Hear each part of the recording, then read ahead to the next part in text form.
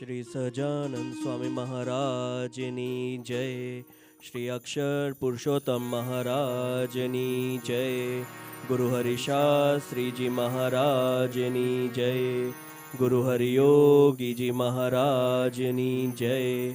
ગુરુ હરિપ્રસાદ સ્વામી મહારાજની જય જય જય. પ્રગટ ગુરુ હરિ પ્રબોધ જીવન સ્વામી મહારાજની જય જય જય. હરિ પ્રબોધમ પરિવારની જય જય જય. હરિ પ્રબોધમ અમૃત મહોત્સવની જય જય જય. શ્રીમદ સદગુણશાલિનાં ચિદચિદી વ્યાક્તાં ચ દિવ્યાકૃતિં જીવે સાક્ષરભૂ કોટિસુખદં નૈકાવતારાધિપં જ્ઞેયં શ્રીપુરુષોત્તમં મુનિવરે વેદાદિકીત્રં વિભું તન્મૂલાક્ષરયુક્તમેવ સહજા નંદં ચ વંદે સદા. જે છે અક્ષરધામ દિવ્ય હરિનો મુક્તો હરિ જ્યાં બસે માયા પાર કરે અનંત જીવને. જે મોક્ષનું દ્વાર છે બ્રહ્માંડો અણુતુલ્ય રોમધિસતા સર્વે પર બ્રહ્મને તે મૂળાક્ષર મૂર્તિને નમો સદા. ગુણાતીતાનંદને જેનું નામ રટ્યા થકી મલિન કલ્પો સમૂળા ગયા. જેને શરણ થયા પછી ભવતણા ફેરાવી ગયા.